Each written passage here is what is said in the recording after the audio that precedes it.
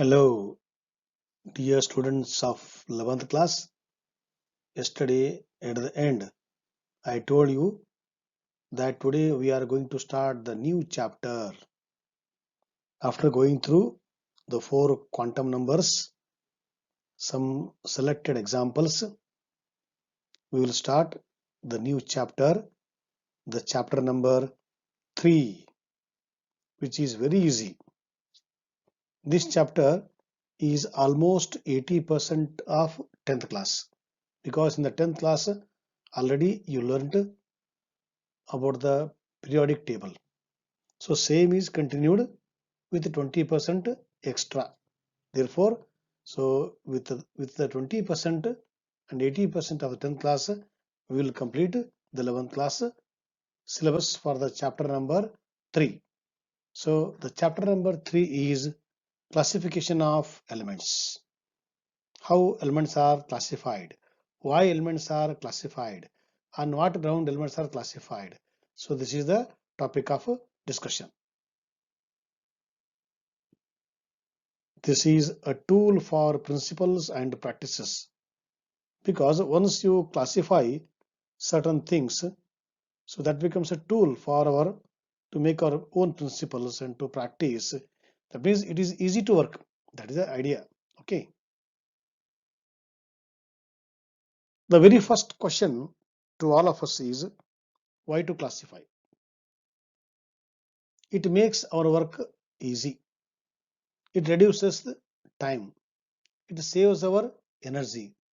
It also saves our physical labor. So because of all these reasons, we have to classify things in our life. The best example is when you open your cupboard, we see things are neatly arranged. Talcum powder one side, clothes one side, shoes one side, chappals one side, books one side. Why?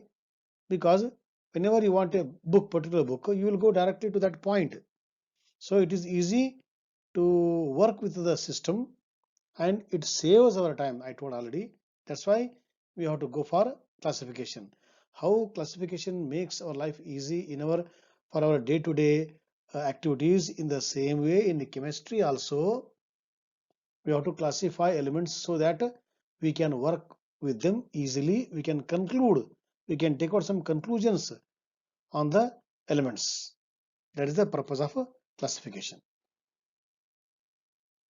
Same thing he has asked, what is the need for the classification of elements?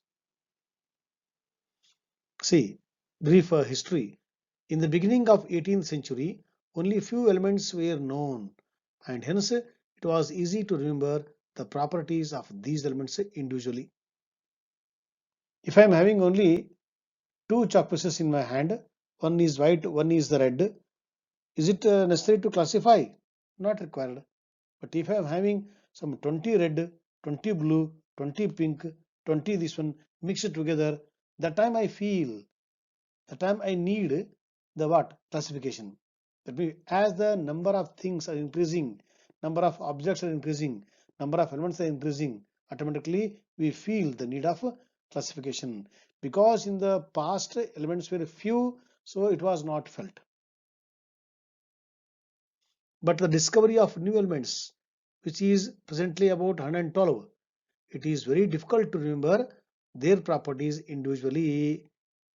Therefore, it was felt the need of some simple method to simplify and systematize the study of properties of various elements and their compounds.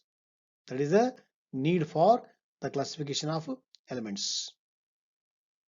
This necessity led to the classification of various elements into groups. Now we will go for the classification. Now for every classification there is a base, there is a ground. So you have classified the things depend upon the use. In the kirana shop they classify depend upon the things. In the shoe shop they classify depend upon the on the basis of what? Number, color and the quality. In our textbook section we classify the books on the basis of standard and the subject. So for every classification we require a base. So let us study on what ground we are going to classify the elements. Many people tried, many scientists tried, but how in the second chapter many attempts were made to know the structure of atom. Here also many attempts were made in classifying the elements, but we go for only those which are very important and which are noticed, which are identified, which have got recognition. So only few classification will go in that. Number one is Davarnier's classification. A beginning or origin of classification. Genesis means beginning. Davarnier, first prominent scientist or the chemist who successfully classified the elements of his time. From Germany, German scientist, you see, Germany known for the many scientists. During 1820, Davarnier experiments with the ignition of hydrogen on contact with the powdered platinum led the Swedish chemist J.J. Berzelius to develop the concept of catalysis. Means what? So they were understanding the chemistry, what is the role of catalyst, what is the process of catalysis, how to increase. So in knowing the properties, they were understanding that these elements are having some similar properties. Why can't I classify in one group like that? They were thinking. Towards the end of a decade, Tavernier found that bromine, chlorine, and iodine have got some similar properties. In the same way, calcium, strontium, barium, they were showing some similar properties. Sulfur, selenium, tellurium, they were showing some similar properties. That means he felt the need of classification depend upon the properties. Each of Davernier's triads, what is triad here? He made a group of three elements, set of three, that is called as the triads, was a group of three elements. The appearance and reactions of elements in a triad were similar to each other. Okay, that means three elements which fall in that set, they were showing some similar properties. He showed that in each triad, the mean of the lightest and the heaviest atomic weights approximated the atomic weight of the middle element. This is the most important observation he has made. So when he has arranged in the increasing order of atomic weight, the three elements, which is known as the set of three triad, he found that the atomic mass of the middle one is the average of the first and the last, first and the third. That is called law of triad. But he could not substantiate his hypothesis with a sufficient number of triads, and his findings were regarded in his time as merely interesting curiosities. That means he has done, but a number of triads were not there, and this law was not holding good for some other triads. Therefore, this is the beginning. So we will take the beginning and we'll start the next method. Let us see who will take the charge. See, two examples here: lithium, sodium, potassium. You can see this plus this by 2 gives this answer. Approximately, I'm not saying exactly, approximately, average. In the same way, atomic mass of this plus atomic mass of this equal to the atomic mass of the middle one.